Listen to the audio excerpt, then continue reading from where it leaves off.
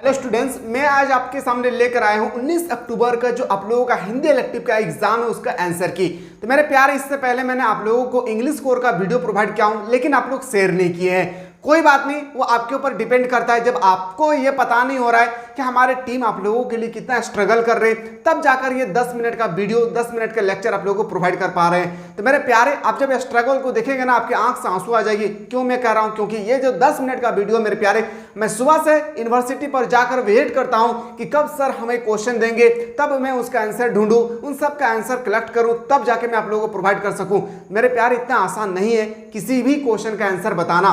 Question मिलना तो आज पॉसिबल नहीं है, बताना तो दूर की बात है।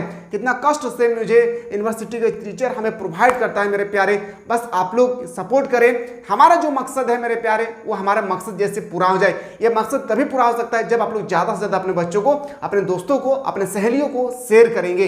मेरे प्यारे, आज जो ये क्लासेस में बता रहा हूं, बहुत ही जिम्मेदारी के साथ में बता रहा हूं। क्यों बता रहा हूं मेरे प्यारे? याद रखिएगा, बस एक ही मकसद है कि आप लोग पढ़े लिखे और अपने मम्मी पापा का नाम रोशन करें। बस आप लोग जिस तरह से मैं आप लोगों को प्रोवाइड कर रहा हूं, आप लोग भी एकदम मकड़ा की जाल की तरह आप लोग फैला दे मेरे प्यारे, ताकि सबको पता चले कि हमारे पेपर में कैसे एग्जाम हुई है और मैंने क्या क्या आंसर की करके आया हूं।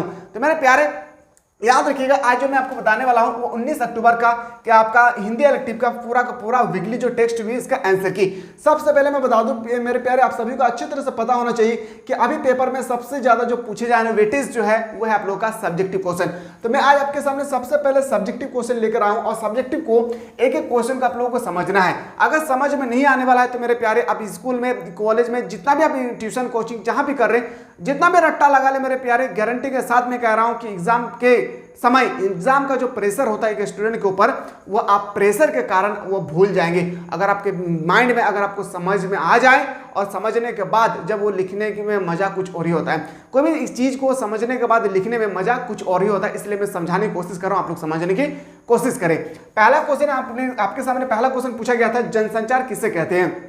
देखिए, जनसंचार का ना 3-4 माध्यम, जैसे रेडियो, टेलीविजन, इंटरनेट और सारा है, जिन्हें एक जगह के व्यक्ति के बात को दूसरे जगह पहुंचाना, इसी को हम लोग जनसंचार बोलते हैं। देखिए, दो शब्द है, एक जनसंचार और संचार, दोनों में बहुत ज्यादा डिफरेंट है। तो यहाँ पे बात करें तो मेनली हम लोग जनसंचार के बारे में। देखिए, जनसंचार, प्रत्यक्ष संवाद। संवाद का मतलब होता है क्या? याद रखिएगा मेरे प्यारे, संवाद का मतलब होता है, हम लोग बोलेंगे इसके मतलब होता है क्या? संवाद का मतलब चिट्ठी होता है जो हम लोग एक दूसरे को पहुंचाते हैं। इसको हम लोग बोल सकते हैं एक तरह का पोस्ट मास्टर, यानी हम लोग इस तरह का हमको डाकिया भी बोल सकते हैं। ठीक है, संवाद के बजाय किसी, जो पहले हम लोग क्या करते थे, पहले जमाने के लोग क्या करते थे कि पहले तो टेलीविजन ना था, ना रेडियो था, लेकिन रेडियो के माध्यम से हम लोग भेज नहीं सकते थे। लेकिन धीरे धीरे दुनिया विकास हुई है। अभी हम लोग फ्लिपकार्ट, अमेजन के थ्रू से हम कोई भी सामान को एक दूसरे से भेज सकते हैं, लेन देन कर सकते हैं। लेकिन उस समय नहीं था, उस समय संवाद के माध्यम से जो है भेजा जाता था पुराने जमाने में। तो इसका आंसर इस तरह से लिखना आपको, प्रत्येक संवाद के बजाय किसी तकनीकी या यांत्रिक माध्यम के द्वारा समाज के एक विशाल वर्ग से संवाद कायम करना जनसंचार कहलाता है। यानी पहले के जमाने में लोग संवाद का प्रयोग करते थे, चिट्ठी पहुंचाते थे, सामान पहुंचाते थे। और अभी हम लोग इंटरनेट के माध्यम से, हम लोग इतना डेवलप कर चुका है ये दुनिया कि इंटरनेट के माध्यम से हम लोग एक स्थान से दूसरा स्थान की बातों को, एक स्थान से दूसरा स्थान के सामानों को, एक स्थान से दूसरा स्थान तक हम लोग ट्रांसफर कर सकते हैं, भेज सकते हैं। ठीक है, तो इसी तरह से कहा गया कि इसको हम लोग जनसंचार बोलते हैं। इस तरह से आपको लिखेंगे तो आपके पेपर में 3 मार्क्स आपको इजीली से मिल जाएंगे। लेकिन याद रखिएगा, जैसे में आपको जरूर लिखना है, जैसे आपका हो जाएगा अखबार, radio, TV, internet, cinema hall, ये सब आपको जरूर लिखना है। ठीक है, अब मैं बात करता हूं मेरे प्यारे कि संविदिया क्या है। देखिए, संविदिया किसे कहते हैं समझिएगा। संविदिया का मतलब होता है कि चिट्ठी को पहुंचाना। पुराने जमाने, जिस तरह से अभी हम लोग बोल रहे हैं पोस्ट मास्टर बोलते हैं ना, डाकिया, तो उस समय ना संविदिया होता था, यानी एक जगह के दिल्ली के बात को मुंबई तक पहुंचाना साइकिल से जाकर, यानी पोस्ट मास्टर के थ्रू से ही एक काम किया जाता था। और उसी का डुप्लीकेट हम लोग बोल सकते हैं। जैसे हम लोग पानी को जल, नीर, तोय बोलते हैं ना, ठीक इसी तरह से वहाँ पे हम लोग बोलते हैं क्या, याद रखिएगा, पोस्ट मास्टर को हम लोग कभी कभी संवाद भी बोलते थे। और संवाद का मतलब होता है कि घर के, परिवार के बातों को दूसरे जाकर उसके रिलेशनशिप में बताना, इसको हम लोग संविदिया कहते हैं। ठीक है, तो इस तरह से इसका आंसर आप लोगों को लिख लेना है अच्छी तरह से। 3 मार्क्स आपको यहाँ से इजिली मिल जाएंगे। अब मैं बात करता हूँ आप लोगों का, याद रखिएगा क्वेश्चन का। इस क्वेश्चन का देखिए, क्वेश्चन में नेक्स्ट पूछा गया है, खाली कटोरे में वसंत का उतरना से क्या आशय है। देखिए, ये स्टेटमेंट बहुत ही इंपॉर्टेंट है कि खाली कटोरे में वसंत का उतरना से क्या अभिप्राय है। तो याद रखिएगा इसका जो भी आंसर होगा आप लोग अच्छी तरह से लिखेंगे। इसका याद रखिएगा हिंदी इलेक्टिव का जब बुक ओपन करेंगे तो वसंत ऋतु के बारे में जिसमें बताया गया था उसमें आपको मिल जाएगी इजीली से, ठीक है। तो मैं बात कर रहा हूं मेरे प्यारे, आप क्वेश्चन है कि नेक्स्ट क्वेश्चन है और यही क्वेश्चन आपके पेपर में 2024 के पेपर में डायरेक्टली छपेगी कि बड़ी बहुरिया का संवाद हरगोविंद क्यों नहीं सुना सका। जब बड़ी बहुरिया का कहानी पढ़ेंगे तो आप इजीली से सारा का सारा क्वेश्चन इससे रिलेटेड कोई भी क्वेश्चन आपसे पूछेगी तो आप इजीली से इसको सॉल्व कर सकते हैं। तो जैसे कि इसका मैं आंसर लेकर आया हूं मेरे प्यारे, समझिएगा।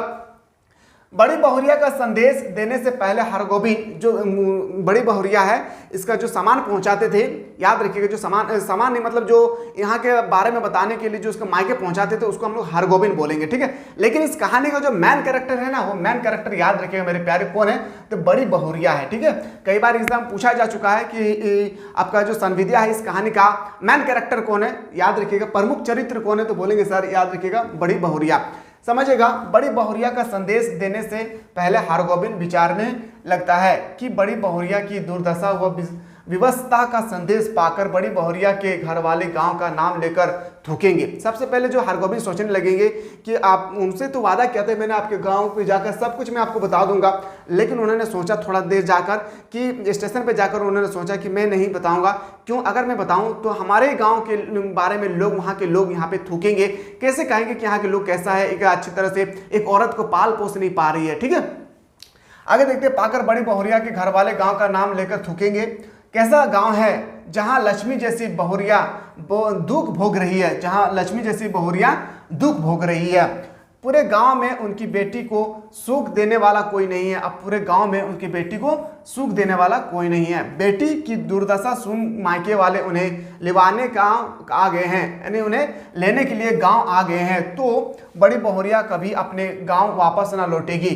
और अगर बोल रहे हैं कि अगर मैं बता दूं उसके मायके को तो मायके से इसको बड़ी बहुरिया को वहाँ उनके घर आकर ले जाएंगे और फिर वो अपने गाँव से कभी भी वापस नहीं आएंगे। क्यों? क्योंकि उसको यहाँ पे इतना ज़्यादा कष्ट हो रही है, पीड़ा हो रही है, दुख हो रही है। आगे लिखते बड़ी बहुरिया कभी अपने गांव वापस ना लौटेगी।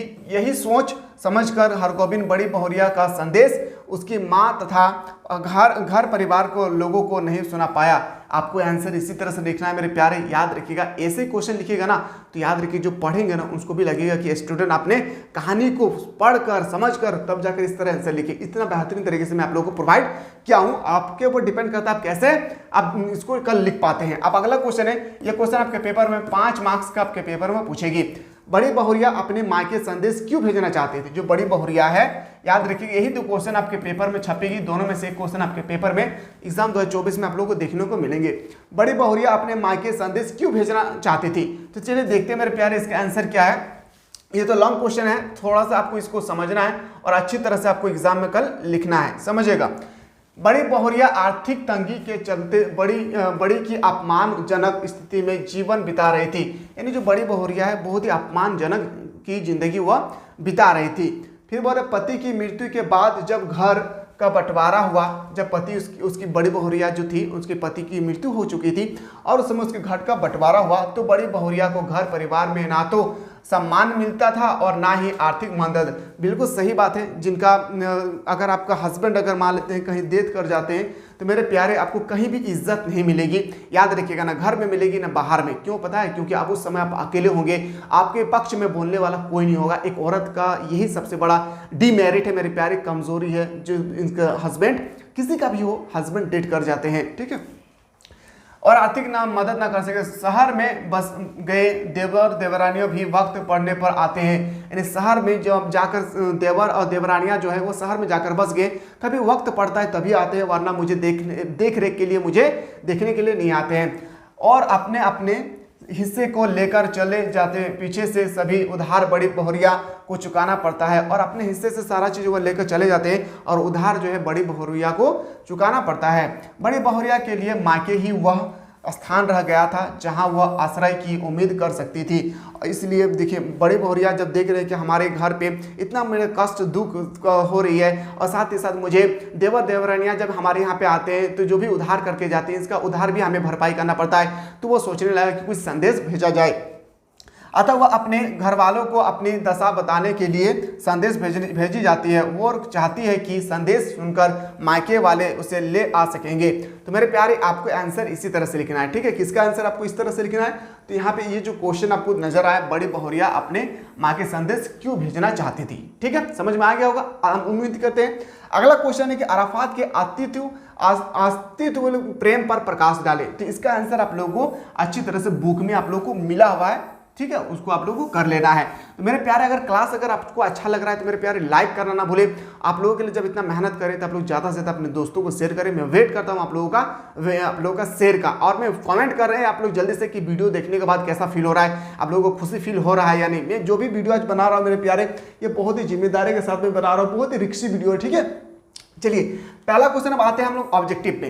बनारस शीर्ष कविता में किस परिवेश का चित्रण हुआ है? देखिए बनारस कविता में ना मेनली वसंत ऋतु के बारे में बताया गया। अब वसंत ऋतु जो है वो एक तरह का क्या है, प्राकृति है। तो बोल सकते हैं सर इसका राइट आंसर क्या हो जाएगा? ऑप्शन नंबर बी इसका सही उत्तर हो जाएगा। अगला क्वेश्चन है क्वेश्चन नंबर जो आपका 2 है, कवि ने बनारस को किसका शहर माना है? श्रद्धा, भक्ति, आस्था या इनमें से कोई नहीं। तो बोलेंगे सर ऑप्शन नंबर क्या हो जाएगी? ए आपका बिल्कुल सही उत्तर हो जाएगा। अगला क्वेश्चन है क्वेश्चन नंबर अगला प्रश्न है 3 नंबर, संविद्या कहानी का प्रमुख पात्र कौन है? मैंने अभी जस्ट बताया कि आपको थोड़ा सा भी टेंशन नहीं लेना मेरे प्यारे, हरगोविंद नहीं होगा बल्कि बड़ी बहुरिया होगा। मैंने आपको बताया प्रमुख पात्र यानी इसका मेन कैरेक्टर कौन था? तो बड़ी बहुरिया के कारण ही ये कहानी रचा गया था। अगला प्रश्न पे आते हैं। अगला क्वेश्चन है क्वेश्चन नंबर 4, हरगोविंद ने बड़ी बहुरिया की माँ से क्या झूठ बोला? तो क्या झूठ बोला? तो बोलेंगे देखिए वह सुख से है। जब वह बड़ी बहुरिया जब हरगोविंद को बताया कि मेरा मम्मी को जाके बताना कि हम कितना कष्ट से रह रहे हैं, तो उन्होंने वो कहा कि आपका बेटी बहुत ही सुख से है, पहला क्वेश्चन कहा था। और उन्होंने कहा था जब उसकी मम्मी ने पूछा था कि मेरे बेटी कब आएगी यहाँ पे, बड़ी बहुरिया कब आएगी, तो बोला था कि दशहरे में खुद वो मिलने आएगी। यानी इस तरह बोल सकते हो। ऑप्शन नंबर सी इसका बिल्कुल सही उत्तर हो जाएगा, ठीक है। क्वेश्चन नंबर नेक्स्ट पे आते हैं। क्वेश्चन नंबर 5, गांधी, नेहरू और यासार अराफात शीर्ष पाठ के रचनाकार कौन है? तो बोलेंगे सर भीष्म साहनी। क्या हो जाएगी? भीष्म साहनी। इसी तरह से ना आपके फाइनल जब आप एग्जाम देंगे वहां पे भी इसी तरह से आपके पेपर में क्वेश्चन छपेगी, ठीक है। और आर्ट्स की बेहतरीन तरीके से तैयारी करना चाहते हैं तो नीचे जो नंबर दिए गए हैं इस नंबर के माध्यम से आप लोग हमारे व्हाट्सएप के टेक्निकल टीम के साथ कनेक्टेड हो सकते हैं। और आर्ट्स की बेहतरीन तरीके से अगर तैयारी करना चाहते हैं तो प्ले स्टोर में डाउनलोड करें मिसाइल क्लासेस। क्या डाउनलोड करना है मेरे प्यारे? मिसाइल क्लासेस के आपको प्ले स्टोर से डाउनलोड करना है। डाउनलोड करने के बाद याद रखिएगा वहाँ पे आर्ट्स का कोर्स मिलेगी जिसका नाम था फाउंडेशन कोर्स। फाउंडेशन कोर्स का फी ओनली फॉर 399 रुपीज़ है। इस कोर्स को आप लोग जरूर बाय करें। यहाँ पे बहुत ही बेहतरीन तरीके से प्रतिदिन क्लासेस होती है जहाँ पे आपको सबसे पहले चैप्टर को समझाया जाता है, फिर आपका ऑब्जेक्टिव बताया जाता है, फिर आप लोगों का सब्जेक्टिव बताया जाता है, ठीक है। फिर प्रीवियस क्वेश्चन बताया जाएगा, फिर आप लोगों का एग्जाम 2024 के रिगार्डिंग जो इंपॉर्टेंट क्वेश्चन बनेगी वो भी आप लोगों को प्रोवाइड कर दिया जाएगा। तो देखिए भीष्म साहनी के पंडित जवाहरलाल नेहरू से भेंट कहाँ हुई थी? बोलेंगे सर सेवाग्राम में। कहाँ पे? सेवाग्राम इसका सही उत्तर होगा। बिस्कोहर की माटी कौन सी आत्मकथा का अंश है? तो बोलेंगे सर नंगा तलाई का पाव। याद रखिए बिस्कोहर की माटी जो है आप लोगों का ऑप्शन नंबर सी इसका राइट आंसर हो जाएगा। अगला प्रश्न अगर आपसे पूछा जाएगा कोयया से क्या अभिप्राय है? मैंने आपको बताया था कि कोयया से अभिप्राय है जल में उगने वाले फूल। क्या हो जाएगी? जल में उगने वाले फूल। ऑप्शन नंबर डी आपका राइट आंसर हो जाएगी। अगला प्रश्न आते हैं सर 9 नंबर, संचार शब्द। मैंने आपको बताया था ना जन संचार और संचार में बहुत ही डिफरेंट है। तो आपको यहाँ पे पूछा गया है कि संचार शब्द का अर्थ क्या होता है? तो बोलेंगे सर चलना। क्या होगी? चलना या फैलाना, दोनों में का अर्थ होता है, ठीक है। चलिए अगला प्रश्न है आपके सामने कि जन संचार। देखिए यहाँ पे गलत लिखा हुआ है, थोड़ा सा इसको सही कर लीजिएगा। जन संचार होगा, ठीक है, जन संचार के माध्यम है। तो बताएंगे सर समाचार पत्र बिल्कुल सही उत्तर होगा, दूरदर्शन भी सही होगा और इंटरनेट भी सही होगा। इसके साथ रेडियो भी आपको याद रखना। इसके साथ आपको याद रखिएगा टीवी को ही हम लोग दूरदर्शन बोलते हैं। ऑप्शन नंबर क्या हो जाएगी? डी आपका राइट आंसर होगा। वीडियो कैसा लगा मेरे प्यारे? आप लोग लाइक करना ना बोले और ज़्यादा से ज़्यादा आप सब स्टूडेंट को पहुँचाएं जिनका कल एग्जाम है। अगर आप लोग पहुँचाएंगे तो उनको भी एग्जाम में आसानी फील हो सकेगी। चलिए मिलते हैं नया वीडियो में, तब तक लोग स्वस्थ रहे, मस्त रहे, पढ़ाई व्यस्त रहे।